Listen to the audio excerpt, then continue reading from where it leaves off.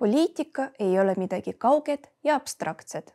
See mõjutab meie elu igapäevaselt. Otsustatakse, milline on haridus, millised on maksud, millised on meie õigused ja vabadused.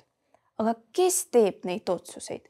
Kes räägib sinu eest, kui su hääl on juba antud? Vastus on lihtne. See, kes sind esindab poliitikas, sõltub sinust endast. Valides saad sa kujundada, millised hääled ja vaated on poliitikas esindatud. Üks võimalus on toetada neid, kes on sinuga sarnased. Noored võivad valida noori, sest just nemad teavad kõige paremini, millised on tänased haridusprobleemid, kui keeruline on leida esimest töökohta või alustada iseseisvat elu. Naised võivad toetada naisi, sest mida rohkem on poliitikas naisi, seda rohkem kõlavad ka nende vajadused. Aga see ei tähenda, et peaksime valima ainult enda sarnaseid. See tähendab, et me peaksime teadlikult märkama, kes võiksid mõista meie elu paremini. Teine viis on lähtuda oma maailmavaatest, kuid kui lihtne on täpselt teada, mis see on. Tihti tunduvad erakondade loosungid sarnased. Nad lubavad turvalisust, arengut, paremat elu. Kuid kuidas teha kindlaks, kes neist suudab oma lubadusi ka päriselt täita?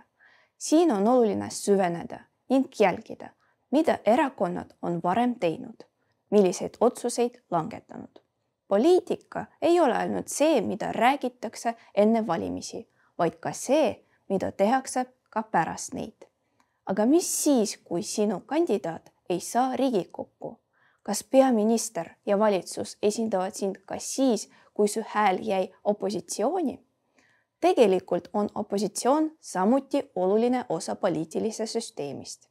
Nad esitavad alternatiive, hoiavad võimul olijaid tasakaalus ja toovad esile probleeme, mis muidu võiksid jääda tähelepanuta. Iga valimistel antud hääl on oluline, ka siis, kui valitud erakond ei ole võimul. Ja lõpuks, poliitiline esindatus ei lõpe valimispäevaga. Meie huvide eest seisavad ka kodanikuühendused, näiteks Noorteühenduste Liit, noorteosaluskogud, kes toovad olulised teemad poliitikute lauale ka siis, kui valimised on ammu möödas.